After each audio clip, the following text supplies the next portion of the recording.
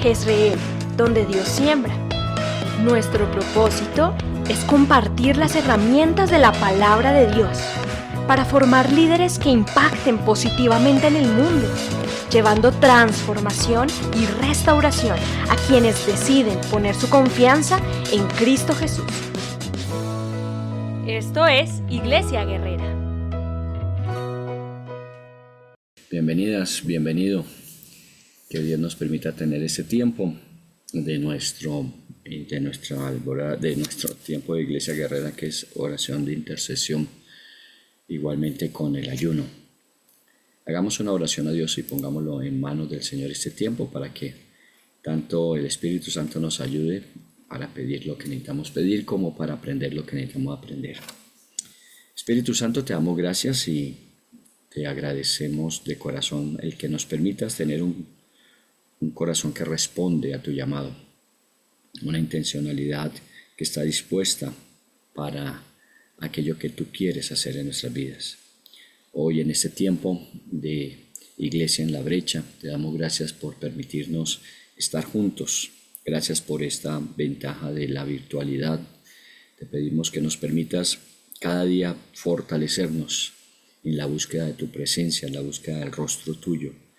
Que nuestra vida de oración sea una vida de oración sólida, pero a más de eso, permítenos a través de la oración encontrar tu rostro y conocer tu voluntad. Que el Espíritu Santo nos ayude en eso, que Él nos ayude en la guía que necesitamos tener, que Él nos ayude en la dirección que necesitamos recibir, en las decisiones que debemos tomar. Por eso le pedimos al Espíritu Santo que esté con nosotros en este tiempo y que nos permita entonces ser Él glorificado a través de nuestras vidas con esa ayuda que recibimos del Padre del Cielo. Así que comencemos este tiempo con una canción, esas canciones que reflejan nuestras propias creencias.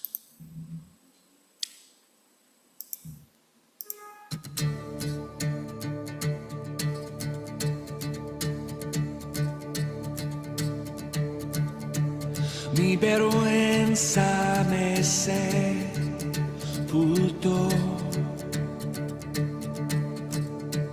Yo buscaba un Salvador,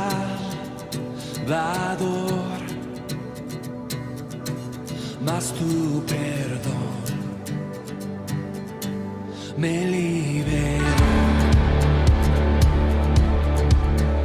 Muerto estaba en mi interior,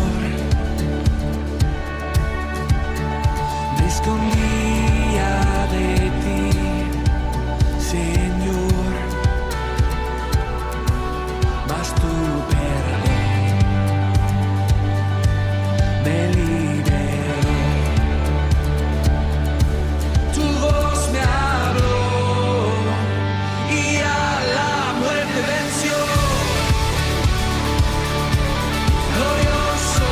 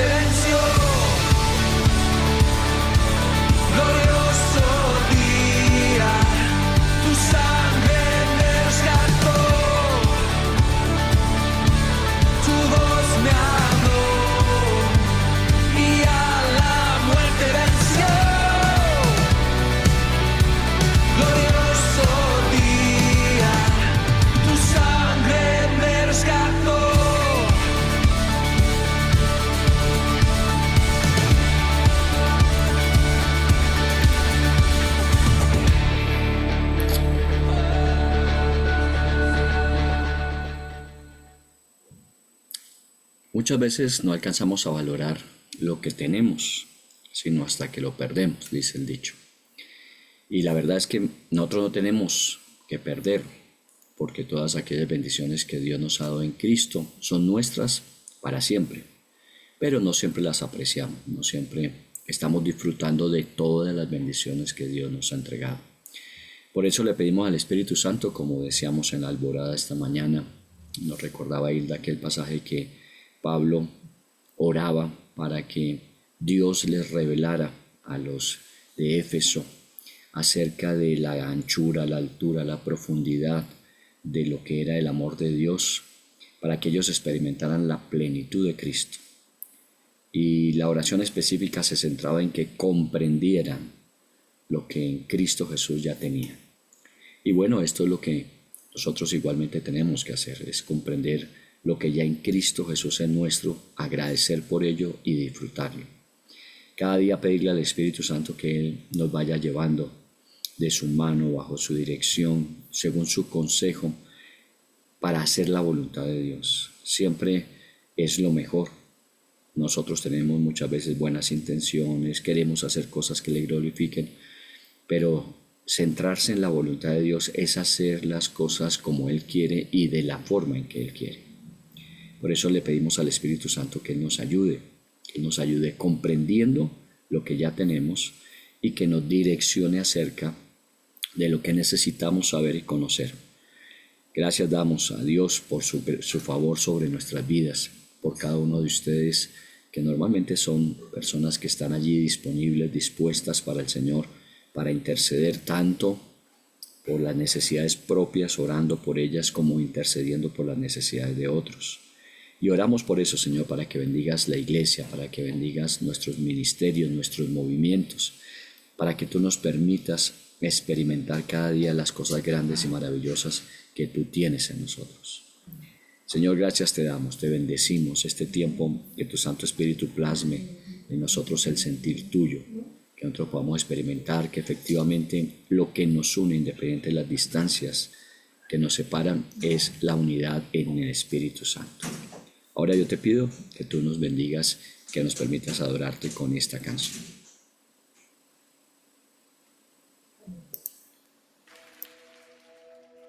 No tengo nada para ofrecer,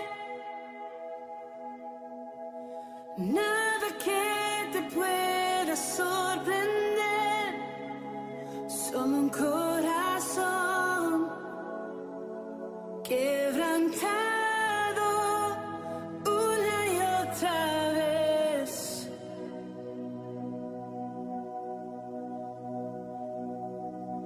Y no hay nada que me enamore más, nada que me apasione más, solo tu presencia, solo tu mirada me hace suspirar.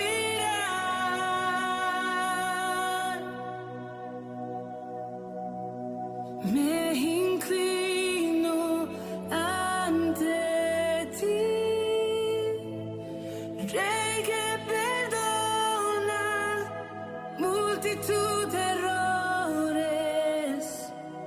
Me inclino ante ti, digna, eternamente digna, impresionante y digna.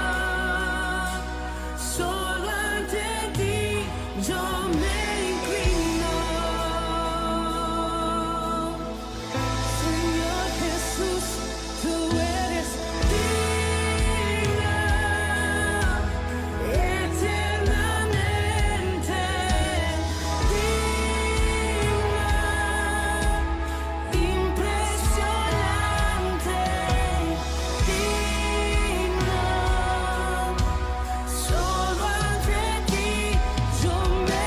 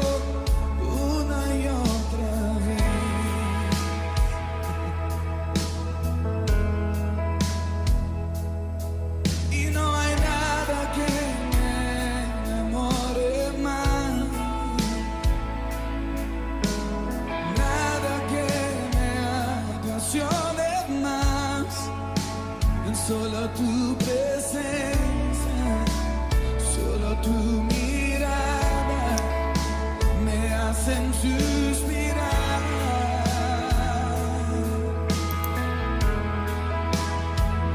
Me inclino ante ti, Rey que perdona multitud de errores. Me inclino. Sí, así es. El Espíritu Santo nos guía. Él dice que nos ayuda en nuestras debilidades para orar como conviene, orar con la sabiduría que dice Dios que viene de lo alto y poder encauzar nuestras vidas, nuestras intenciones, nuestra decisión, nuestra disponibilidad, siempre encauzarla en que efectivamente sea conforme a la voluntad de Dios. Por eso le pedimos que nos haga sensibles, que nos haga obedientes, que nos permita en medio de nuestras debilidades, en medio de nuestras limitaciones, experimentar su voz.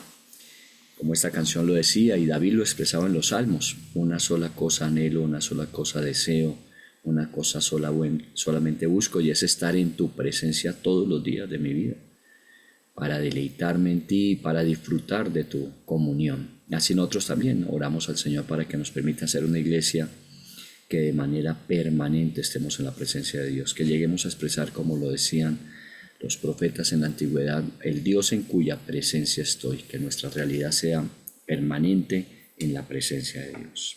Le pedimos entonces al Espíritu Santo que nos guíe y que nos permita en este mediodía, así como buscamos su rostro, que Él nos hable y que use su palabra para hacerlo. En el nombre de Jesús. Amén. Bueno, para quienes se están conectando, bienvenidos, bienvenidas, y estamos en nuestro tiempo de Iglesia Guerrera, nuestra intercesión con el ayuno. Y bueno, tomando nuestro programador de lectura de la Biblia, miramos que hay libros que son muy particulares, de muchas lecciones, muchas cosas que aprender, como el libro de los Hechos. Uno dice el libro de los Hechos siempre tendrá nuevas cosas que decirnos. Los Evangelios, obviamente. Hay ciertos libros que como que somos renuentes a meternos con ellos.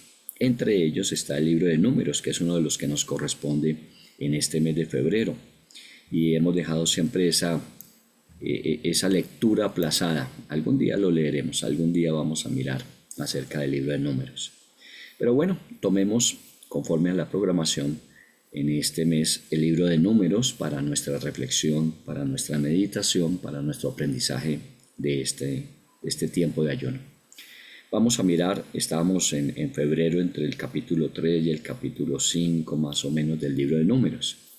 Y vamos a mirar un poco de lo que se trata y qué podemos aprender, porque finalmente toda la escritura es inspirada por Dios y es útil para enseñar, para redarguir, para corregir, para instruir en justicia, a fin de que cada uno de nosotros como hombres y mujeres de Dios seamos perfectos y estemos preparados para toda buena obra. Así lo dice la Biblia, así lo creemos.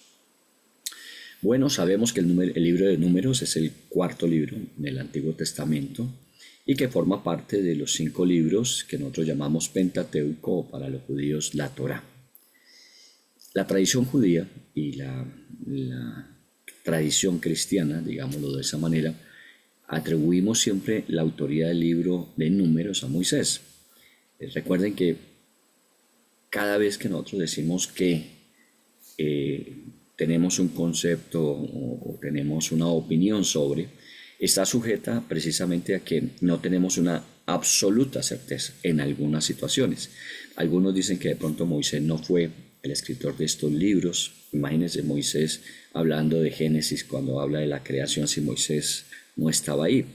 Pero bueno, entendemos que de alguna forma Dios inspiró a quien escribió, en este caso nosotros creemos que es Moisés, para que consignara en estos libros la intencionalidad lingüística de la voluntad de Dios.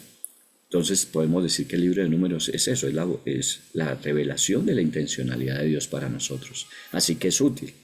No podemos decir que solamente era para esa época y conforme al propósito por el cual Dios permitió que Moisés lo escribiera.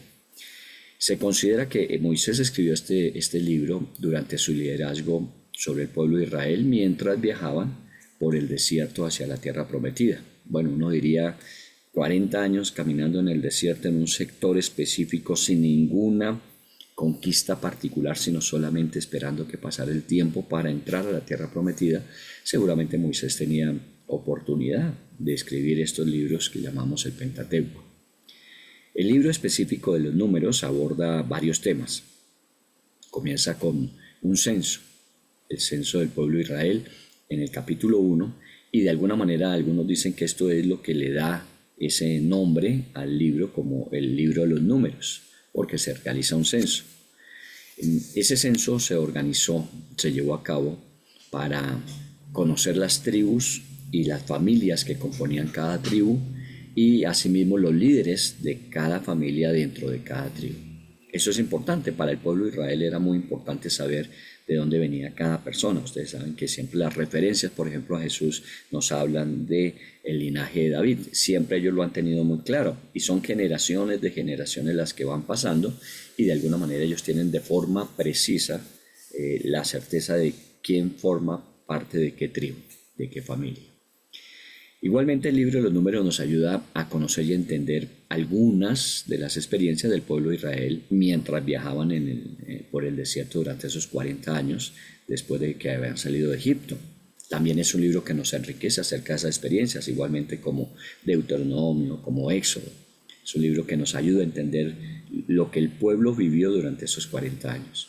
Eso implica que nos habla de actos de obediencia y desobediencia, de situaciones de gratitud y de queja, de alguna manera agradecimientos y reconocimientos de la sabiduría de Dios para guiarlos, como también a veces de juicios cuando no entendían lo que Dios estaba haciendo. Pero finalmente, como todo en la Biblia, este libro de Números nos ayuda a entender, nos recalca que Dios es un Dios de provisión sobrenatural. Y esto es evidente. 40 años en el desierto y Dios sostuvo a su pueblo, y los sostuvo de forma integral. No solamente los dirigió, sino que les dio alimento, cuidado, vestido y protección.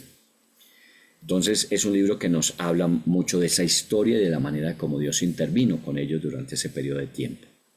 Igualmente nos ayuda a entender un poco más acerca del liderazgo de Moisés, porque habla mucho de la relación entre Moisés y Aarón y de ellos con respecto a los líderes del pueblo de Israel de las diferentes tribus. Y también nos habla de esos enfrentamientos que muchas veces tuvieron precisamente Moisés y Aarón con esos líderes que llamábamos o se lee así como príncipes de las tribus. Para nosotros en el material de autoridad espiritual que estudiamos en la capacitación encontramos las famosas rebeliones de Coré, Datán y Abirán. Y no fue la única, esa fue una de las que quedó consignada y muy grave, al punto que finalmente Dios casi que acaba con toda esa tribu, la de Coré, Datán y Abirán. Entonces también nos habla de eso, de cómo Moisés manejaba el liderazgo durante esos 40 años, juntamente con Aarón, para el pueblo de Israel. Bueno, como es Pentateuco, el libro de la ley, también incluye leyes, regulaciones, con respecto a todo lo que era la vida en comunidad, incluyendo esa parte esencial que eran los sacrificios, porque se hace mucho énfasis también en eso.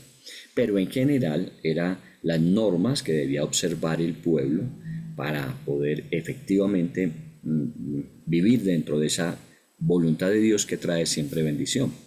Recordemos que cuando ellos salieron de Egipto determinaron que esa salida sería el primer mes, el primer día, y ahí comenzó un reestructurar todo. Eran 430 años que habían quedado atrás, donde seguramente habían olvidado muchas de las cosas que el Señor a los patriarcas en el pasado les había enseñado, y ahora era necesario que lo retomaran y quedara muy claro y preciso. Entonces por eso esta cantidad de regulaciones que están escritas en el libro de los Números. Uno de los grandes protagonistas de este libro es precisamente la tribu de Leví, porque la tribu de Leví fue llamada a un ministerio especial desde ese tiempo. Salieron de Egipto y una de las cosas que desde el Sinaí Dios empezó a establecer es una relación con su pueblo. Ellos no iban solos, no estaban abandonados, no habían sido dejados a su suerte, sino que Dios los direccionaba, los dirigía. Entonces, de alguna forma, el tabernáculo, que fue instrucción de Dios dada a Moisés, fue construido para que efectivamente el pueblo experimentara la presencia de Dios en medio de ellos y su dirección. Cuando la nube que se colocaba sobre el tabernáculo se movía, el pueblo se movía. Cuando la nube paraba, el pueblo paraba. Entonces eso era la forma en que finalmente Dios les decía: aquí estoy con ustedes, yo me muevo con ustedes. Más adelante hablaremos un poco más de eso. Pero de alguna manera esa tribu de Leví, y obviamente sus más grandes representantes, Moisés y Aarón. Moisés y Aarón son de la tribu de Leví. Y de alguna forma ellos forman un conjunto de los protagonistas de esta historia del libro de los Números. Bueno, Moisés como el legislador, Aarón como el sacerdote y todo el resto de los levitas como sacerdotes que acompañaban el ministerio de Aarón y de sus hijos. Entonces, mucho tiene que ver con precisamente ese servicio a Dios que ofrecían los levitas. Ahora, recordemos que esto no se trata de una iniciativa propia de esa tribu que había elegido o había escogido ese ministerio de servir a Dios, sino que Dios era el que los había escogido. Recordemos que obviamente tiene que ser así, no se trata de que nosotros nos ofrecemos a Dios, sino que respondemos a un ofrecimiento que Dios nos hace. Respondemos a un llamado, respondemos a una entrega de comisión que nos da. Entonces, en ese sentido, los levitas respondieron a eso que Dios determinó para ellos. Ustedes van a ser míos, yo voy a velar y cuidar de ustedes, ustedes me van a servir a mí. Y entonces la tribu de Leví tenía que ver precisamente con todas esas funciones específicas con respecto a lo que se debía hacer en el tabernáculo en ese tiempo del desierto, y finalmente también lo encontramos en el Nuevo Testamento cuando hablamos del templo de Jerusalén y cómo era la tribu de Leví la que estaba allí en el servicio. Así que fueron designados por Dios para un ministerio específico, y bueno, el mejor de todos, porque era servir a Dios. Yo pienso que, y respetando y diciéndoles con todo el cariño que yo sé que Dios a cada uno de nosotros nos provee a través del trabajo. Dios es el que nos permite ver la bendición a través de nuestro trabajo, muchas veces de forma natural, un salario, y muchas veces de forma sobrenatural, cuando no es solamente el salario, sino que Dios añade más bendición por ese mismo recurso del trabajo o por otras vías. Dios siempre suplirá con abundancia. Pero ningún trabajo puede igualarse al trabajo de servir a Dios y servir en las cosas de Dios, servir en la obra de Dios, diciendo que cada uno es llamado a hacer algo. Dios nos capacitó, nos preparó para hacer un trabajo, y todo trabajo tiene que ser hecho como para el Señor, porque finalmente es al Señor a quien servimos y de quien recibimos recompensa. Pero esta tribu de Leví tenía privilegio, y era servir directamente a Dios y la obra de Dios, que tenía que ver con el tabernáculo. Una de las cosas que se aprecian allí, sobre todo en el capítulo 4, el capítulo 3, es que el tiempo de servicio de los levitas estaba entre los 30 y los 50 años. Así que miremos que no era necesariamente que toda su vida, sino que una vez que adquirían ese nivel de mayoría de edad a los 30 años, hasta los 50 años, ellos estaban allí en el servicio. Esto para no necesariamente perpetuar una función en cabeza de la misma persona, sino que constantemente los hijos aprendían el oficio de sus padres de servir a Dios, y así lo hacían. Y bueno, así se mantuvo durante todo el tiempo, que los levitas, los hijos y los hijos de sus hijos siempre servirían al Señor, porque fue un llamamiento perpetuo. Y eso es bueno, ¿no? Que de alguna manera nosotros entendamos que no se trata de perpetuarnos nosotros en una posición, sino estar mientras Dios nos llame a estar allí, a hacer lo que Dios nos llamó a hacer y servirle. Seguramente Dios se va a valer de otros, pero nuestro trabajo a veces es capacitar y preparar a aquellos que luego Dios va a utilizar. Entonces, entre los 30 y los 50 años, los levitas estaban en ese servicio. Y su organización y los roles estaban muy claramente definidos. Nosotros no tenemos que buscar un manual de delegaciones o instrucciones o directrices administrativas que Moisés creó, sino que Dios mismo le dio cada función, cada observancia de procedimiento en esa función para que todas las cosas funcionaran de manera ordenada y efectiva. Y esto habla mucho de Dios. Dios es así. Dios es un Dios de orden. Y el orden siempre produce mayor efectividad. Así que cuando le dijo a la tribu de Leví, ustedes me van a servir, no es como a ustedes les parezca, sino lo vamos a hacer de la siguiente manera. Y estableció el orden para que los levitas entendieran que era conforme a lo que Dios esperaba que se hiciese y no conforme a su voluntad. Y creo que esta es una de las primeras y más grandes lecciones que tiene el libro de Números, y es el servicio que ofrecemos a Dios debe ser un servicio ordenado por Él y siguiendo las instrucciones que Dios mismo nos da. Oiga bien lo que estoy diciendo, que Dios es el que nos llama al servicio. A veces recibimos delegaciones en la iglesia y nosotros pensamos que es la delegación de mi líder o del director de la iglesia. No. Cuando Dios nos da una oportunidad expresada a través de quien está en la posición de autoridad, de liderazgo, pues obviamente tenemos que entender que no es la persona, sino que es Dios quien nos está llamando a servirle y espera que lo hagamos de la forma que Él quiere. Por eso no respondemos a los hombres. Quiero decir, no estamos haciendo las cosas para los hombres, estamos haciendo las cosas para Dios, pero obviamente dentro de un funcionamiento, vuelvo a repetir, ordenado, para que tengamos mayor efectividad. El servicio a Dios debe ser así, siguiendo instrucciones que Dios mismo nos da.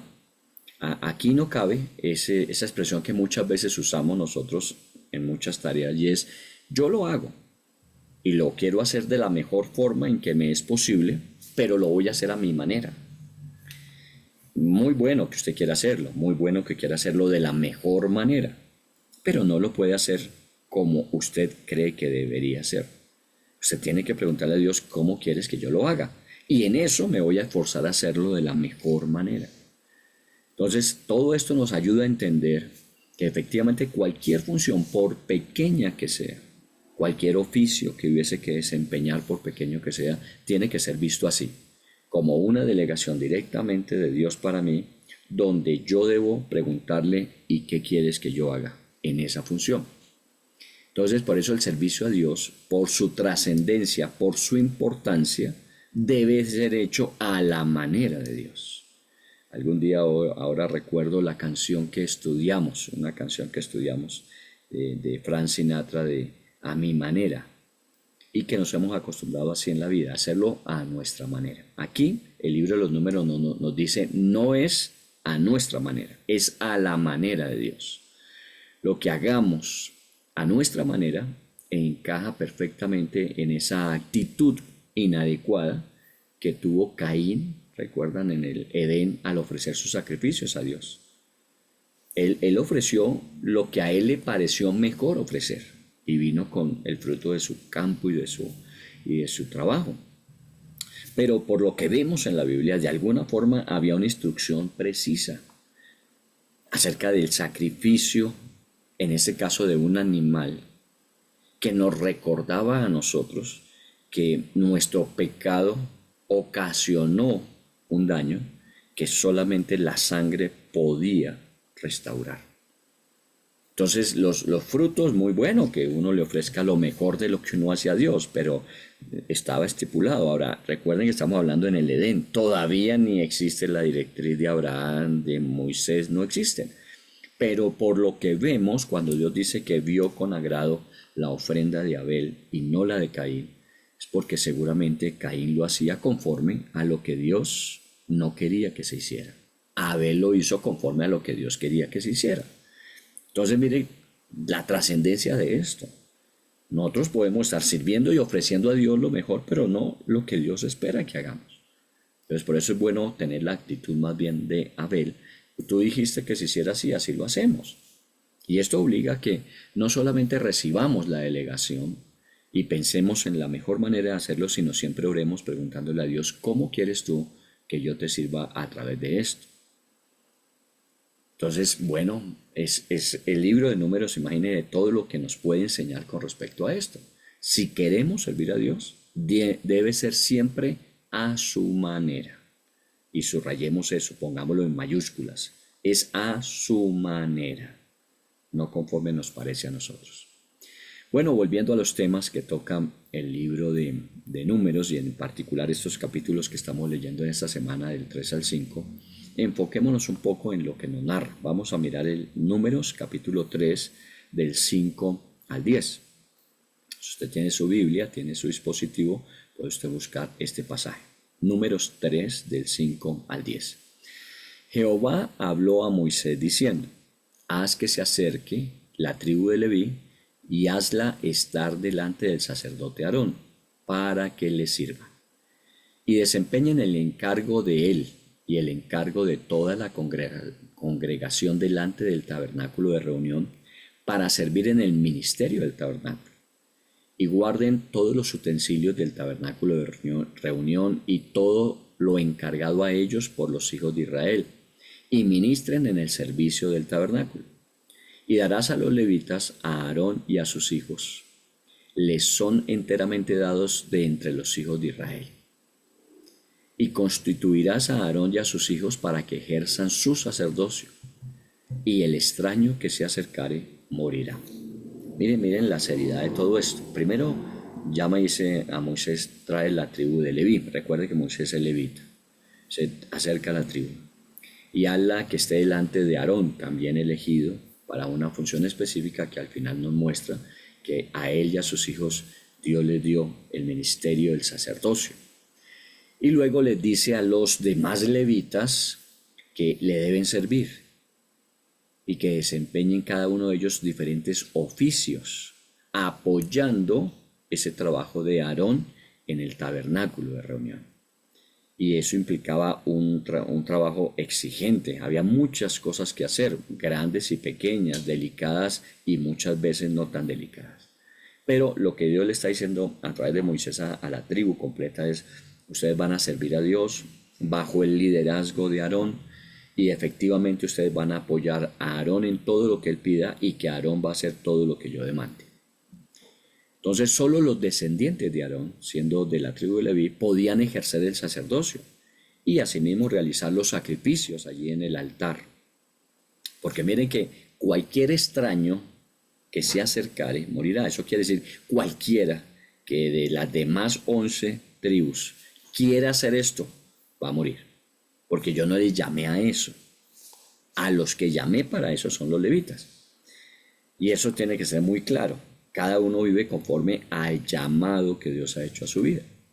Y yo no me puedo meter en el llamado de alguien más o querer hacer el llamado de otro. Tengo que vivir para lo que Dios me llamó a hacer. En el caso de esta tribu, a servirle al Señor. Entonces, los descendientes de Aarón también podían ejercer el sacerdocio. Eran llamados a ejercer el sacerdocio y a realizar también con Aarón, su padre, su ejercicio de sacerdocio, y seguramente con el tiempo fueron reemplazando los primeros a Aarón, después los que venían a los que sucedieron a Aarón, y así se perpetuó el ministerio del sacerdocio. Ellos eran responsables, Aarón y sus hijos, sus descendientes, de las cosas, de las funciones, de los oficios más sagrados. Y allí claramente en el libro de Números, en esos capítulos, nos dice que eran las ofrendas de los sacrificios, el manejo del altar, pero que sus hermanos, los demás levitas, les servirían de apoyo en los demás roles y en que ellos les asistirían en las demás actividades que tenían que ver con los sacrificios y con todos los rituales que eso involucraba. Entonces era muy claro, era muy preciso. Vuelvo a decir, Dios no deja las cosas a la topa tolondra, haga lo que a usted mejor le parezca, no. Yo quiero que me sirvas y me sirvas de esta manera. Y tú eres llamado a apoyar el servicio de alguien para que sea hecho conforme yo quiero. Mire que esto no se trata de simplemente relaciones humanas, porque a veces nosotros pensamos que la persona que está en la autoridad es la que determina y la que decide. No, nuestras decisiones las consultamos con Dios. Las oportunidades ministeriales que Dios nos brinda también las consultamos con Dios y vemos dentro de quien está mejor capacitado y disponible para esa función la ocupe. Y efectivamente, cada persona cuando recibe una asignación, por pequeña que sea, debe entenderlo así. Entonces nos habla de las funciones que tenían los levitas con respecto específicamente al traslado del tabernáculo cada vez que Dios los llamaba a desplazarse. Como estaban en el desierto 40 años, cada vez que ellos se movían había que desarmar y cada vez que ellos se detenían tenían que volverlo a armar. Entonces todos los levitas tenían esa función, desarmar el tabernáculo, organizarlo para desplazarse. Luego cuando llegaban al lugar donde Dios decía, nuevamente empezar a montar todo el tabernáculo para que se ejerciera el servicio que allí debía ofrecerse. Y entonces nos habla de los hijos de Gerson, que ellos tenían la responsabilidad de cuidar y transportar todo lo que tenía que ver con las cortinas, con los revestimientos que tienen que ver con el interior del tabernáculo. Los hijos de Coat, los coatitas, eran los responsables de los objetos, las cosas más pequeñas sagrados, entre ellos el arca, la mesa del candelero, la mesa de los panes de la propiciación y el candelero, y todos los demás utensilios que había en el altar. Tenían funciones muy específicas y a menudo se consideraban funciones muy delicadas por lo sagrado de los elementos que ellos manejaban. Entonces, miren que puede ser que yo moviese simplemente el candelabro de un lugar a otro. Eso tenía que hacerse con la delicadeza que requería, porque pues obviamente era aquello que estaba en el lugar santo. Y nosotros tenemos que ver también las cosas así, y es que cualquier cosa que nosotros hagamos para servirle y ofrecer honra a nuestro Dios debe ser hecho con ese mismo cuidado, con esa misma delicadeza, no a las patadas como popularmente decimos, no, tiene que ser hecho con cuidado porque es que son cosas santas, sagradas de las que estamos hablando. Bueno, también los hijos de Merari, dice que ellos se encargaban ya de la estructura externa, de las tablas, las barras, de los postes, de las bases, de todo eso externo que sostenía el tabernáculo. Entonces, cada uno de ellos, tanto Gerson, Coat, Merari y toda su descendencia, cada uno de ellos tenía funciones específicas. Bueno, hagamos una pausa aquí. Iban a quedarse 40 años en el desierto, porque así dijo el Señor. Por cada día que estuvieron los famosos espías o exploradores viendo la tierra prometida y viendo el testimonio de que era una tierra que fluía leche y miel, pero que no quisieron tomar, dijo el Señor, por cada día es un año. Entonces ya ellos sabían que eran 40 años que iban a estar en el desierto. El mismo desierto durante 40 años. No sé cuánto tiempo lleva usted viviendo donde vive.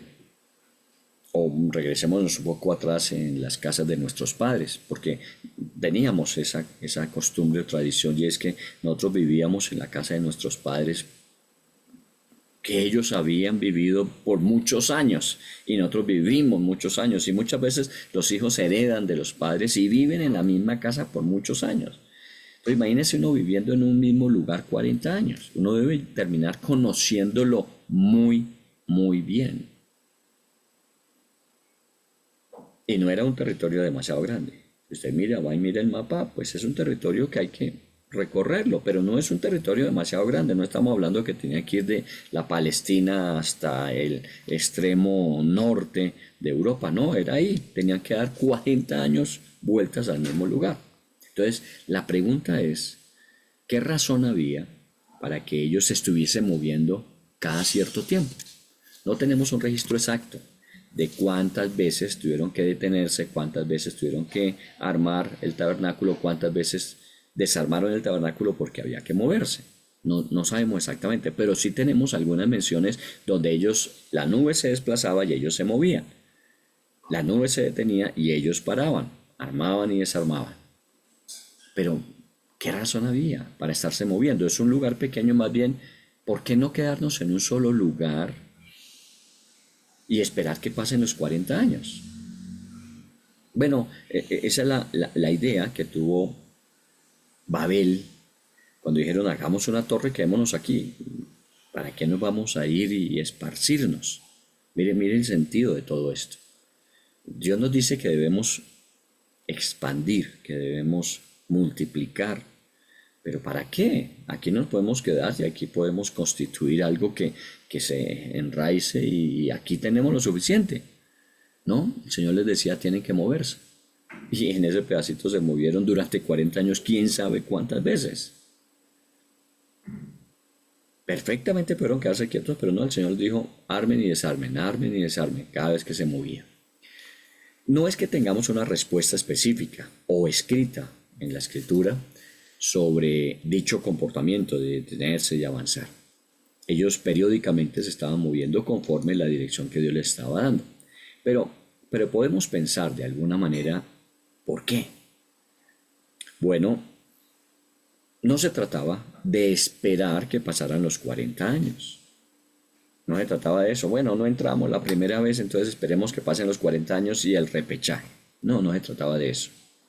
Se trataba de corregir el error que causó que durante 40 años estuviesen en el mismo lugar. Y ya lo habíamos estudiado un fin de semana en la iglesia en este mes, que lo que causó esto es la desobediencia. Porque la obediencia a Dios siempre trae bendición. Si obedecemos al Señor siempre es bendición, Deuteronomio 28. Pero que si no hay obediencia, se da la desobediencia, eso trae complicaciones. Ellos estaban en el desierto por desobediencia. Entonces lo que había que corregir de ese pueblo para que cuando entraran a tomar posesión de la tierra prometida era formar en ellos la obediencia. Como sucede con nosotros, si algo Dios está formando en nuestras vidas, es la obediencia. Porque cuando decimos yo hago las cosas a mi manera, eso es desobediencia. Así sea de la mejor forma, con la mejor disposición, con el mejor de los esfuerzos, seguirá siendo desobediencia si no es a la manera de Dios. Por eso cuando Dios apartaba la nube de sobre el tabernáculo, ellos sabían que había llegado el momento de obedecer, de ponerse en marcha. ¿Hacia dónde? Nunca lo sabían con anticipación, simplemente la nube se movía, volvía a parar y ellos se movían y se detenían. Entonces no sabían exactamente para dónde. Imagínense uno vivir en la vida sin saber para dónde voy. Solo que tengo que obedecer a Dios que está dirigiendo esto. Cuando se mueve nos movemos, cuando para nos paramos. Bueno, eso es la forma en que Dios está moldeando la obediencia. No sé si ustedes se acuerdan de esas películas que a veces presentan de ese muchacho que quiere aprender karate, a pelear y lo pone a que se quite el saco, lo ponga en el ropero y que lo vuelve y toma y lo vuelve y lo ponga y lo vuelve y lo ponga. Entonces ya al final dice, pero ¿qué tanta gané de molestar con ponerme y quitarme el saco? Es que lo que estamos formando es obediencia. Porque la obediencia es la que trae bendición. Entonces, obviamente, una de las cosas que Dios quiere moldear en nosotros es la obediencia. Y eso es de las lecciones que tenemos aquí. Nos pide que nos movamos en una dirección que muchas veces aparentemente no nos lleva a ninguna parte. Pero de pronto lo que Dios quiere es que simplemente nosotros estemos en la capacidad de obedecer. Llegará el momento en que nos diga, es la hora de entrar y poseer, de entrar y conquistar. Pero tenemos que practicar la obediencia para que no se repita el mismo error del pasado. Cuando les dije que entraran, no obedecieron. Que la próxima vez que les digo que entren, no vayan a caer en el mismo error. Entonces practiquemos la obediencia una y otra y otra y otra vez. Bueno, otra razón que podemos pensar, que yo pienso es acerca de su estadía en el desierto. Allí iban a estar 40 años porque no habían querido entrar a la tierra prometida. En otras palabras, ellos aplazaron 40 años la conquista de la tierra prometida. Pero al quedarse en el desierto, eso no era un premio. Eso no era un premio, era una consecuencia de la desobediencia. Pero aún en esas condiciones tenían que estar avanzando, no quedarse estáticos. Recuerden Babel. El Señor le dice, llenen la tierra. ¿Y por qué nos queremos quedar acá? Recuerden la iglesia del primer siglo. Jerusalén, Judea, Samaria, hasta el último de la tierra. Qué bueno quedarnos aquí en Jerusalén. Bueno, está bien. Hasta Judea. Bueno, hasta Samaria. No, es hasta lo último de la tierra. Hay que moverse, hay que avanzar. Y si no lo hacen por decisión propia, se van a ver forzados a hacerlo. Y efectivamente, confunden las lenguas y tienen que irse todos a su lugar en Babel. O viene la persecución en el libro de los Hechos y toda la iglesia tiene que moverse en dirección de lo que Dios quiere. Entonces, de alguna manera, el quedarse en el desierto no iba a ser un premio, era aprender también a avanzar, a no quedarse estático. No esperar que el tiempo pase. es moverse, pero en la dirección correcta. Solo que como estamos en un proceso de aprender a obedecer, no saben para dónde van durante 40 años en el mismo desierto. Pero llegaría el día en que Dios diga, muy bien, ahora es hora de avanzar en obediencia, a avanzar hacia la tierra prometida. Nos puede pasar que cuando nosotros no queremos avanzar para conquistar, para expandir, para multiplicar, nos toca avanzar sin conquista, sin acortar distancias, sin tomar posesiones. Eso quiere decir que podemos estar dándole vueltas a lo mismo, avanzando de todas formas, pero no en una dirección de bendición. Por eso la obediencia siempre nos lleva a avanzar para multiplicar, para recibir bendición. La desobediencia siempre nos lleva a movernos sin ninguna recompensa, a avanzar hacia ninguna parte. Bueno, lecciones que tenemos para aprender. Retomemos otra vez a los levitas y sus funciones. Ya habíamos hablado de Aarón, de sus hijos, de Gerson, de Coat, de Merari, pero habían más funciones. Algunos levitas también tenían responsabilidad de enseñar la ley. Otros eran designados para ser cantores, para ser músicos. Bien conocemos entre ellos a Asaf, que era un músico entre los levitas. Y esto incluía obviamente la interpretación de los himnos. Seguramente había muchos compositores, algunos son de Moisés, otros son de David, otros son de Asaf, y ellos interpretaban las canciones compuestas y aprendían a utilizar los instrumentos musicales para acompañarlo. Entonces también había levitas en esas funciones. También estaban los porteros, los acarreadores de agua, los guardianes del templo, y eso tiene una función muy particular: proteger lo sagrado, pero también asegurarse que solamente aquellos, los levitas que habían sido llamados a cumplir con esa tarea, entraran efectivamente a hacer ese servicio. Bueno, miren que no solamente se trata de Aarón, de Gerson, de Coat, de Merari, que son los mencionados en estos capítulos, sino todos. Hay algunos que son mencionados más que otros, y eso siempre va a suceder, que hay personas que son más tenidas en cuenta por su función, por el oficio que desempeñan, que otras. Pero finalmente todo el mundo está haciendo un trabajo para el Señor.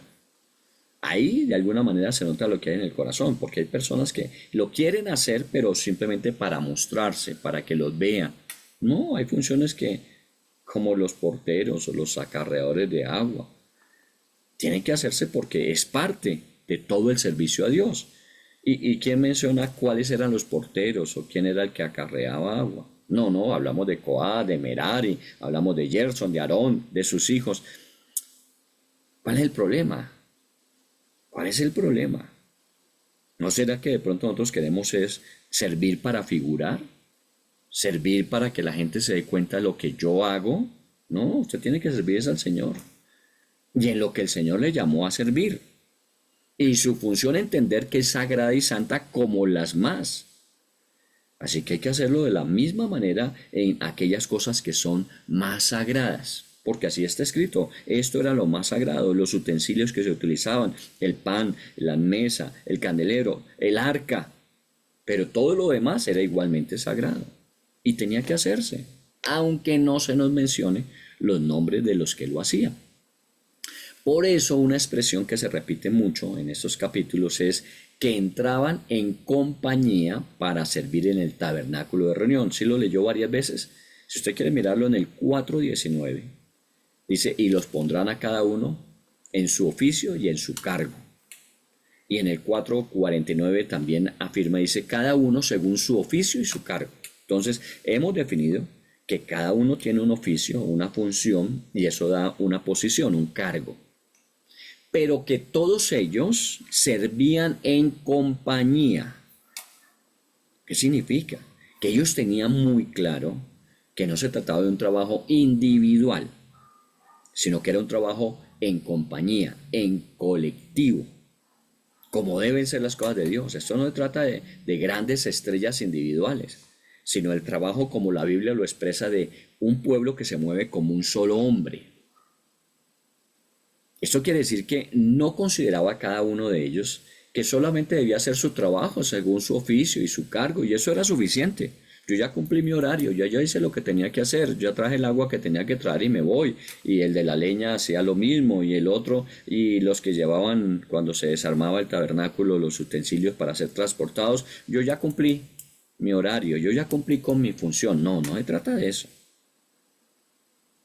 Tienes que hacerlo, claro. Esa es tu función y se espera de ti que lo hagas, pero en colectivo. La expresión específica es esa. Lo hacían en compañía. Tenían que pensar en que otros hermanos levitas también estaban haciendo su oficio, su encargo, y que era complementario a toda la tarea que tenía relación con el tabernáculo.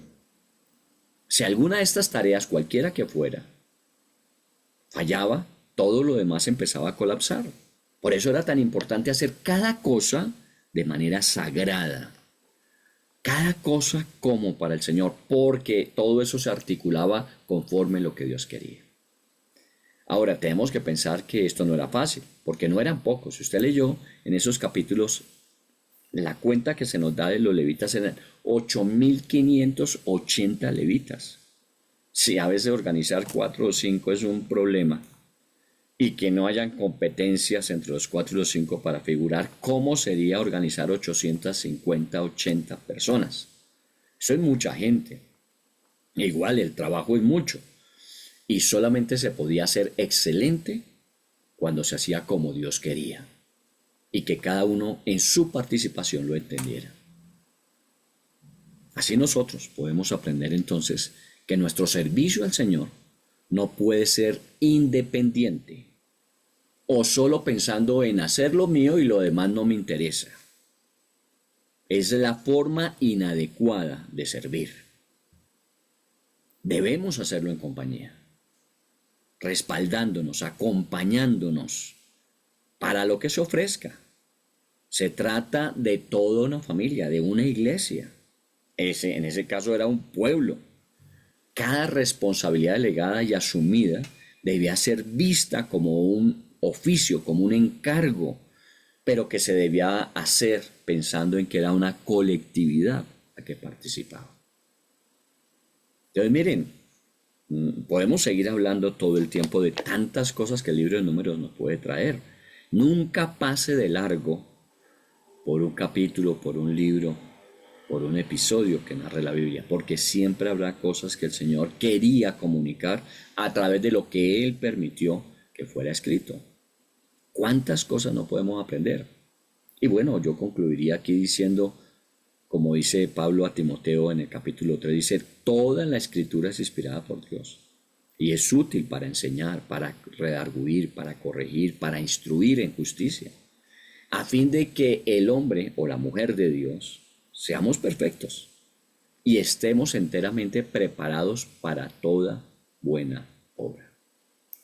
Entonces, lecciones aprendidas, obviamente crecimiento que viene e instrucción para hacer las cosas de una mejor manera. El libro de Números nos enseña muchas verdades acerca de cómo Dios quería que fueran las cosas y que nos ayuda a entender que eso sigue siendo vigente para nosotros hoy día. Dios nos dice cómo quiere que se hagan las cosas. Y ahí es donde tenemos que aplicar. Y por favor, cada uno de nosotros, pues los presentes en nuestro tiempo de ayuno, pero eso debe ser, cada persona en la iglesia tiene que entenderlo. Y es que no podemos hacer un trabajo individual, egoísta, centrado en uno o en figurar, sino un trabajo colectivo. Algunos se verán más, otros se verán menos, pero entre todos hemos hecho lo que Dios quiere. Bueno, que Dios nos ayude, que Dios nos permita cada día entenderlo mejor, como Pablo oraba, que podemos comprender la anchura, la plenitud de todo lo que Dios nos enseña y comunica a través de su palabra.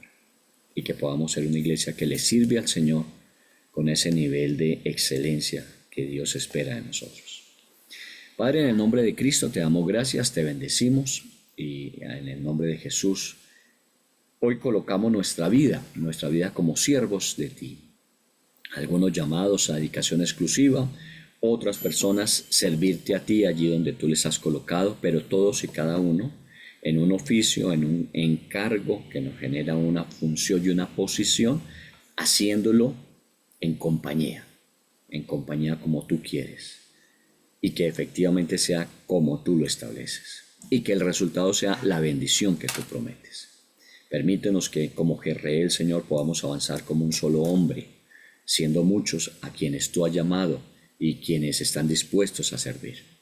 Bendícenos y permítenos ver aún más de lo que hasta aquí hemos visto, de tu favor, de tu misericordia, de tu juicio sobre nosotros en bendición. Señor, gracias te damos, porque entendemos cada vez mejor cómo debemos hacer las cosas, como para ti y no para los hombres. En el nombre de Jesús, entonces colocamos nuestro tiempo, nuestra edificación, y que Dios nos permita ver su bendición todos los días de nuestra vida. En el nombre de Cristo.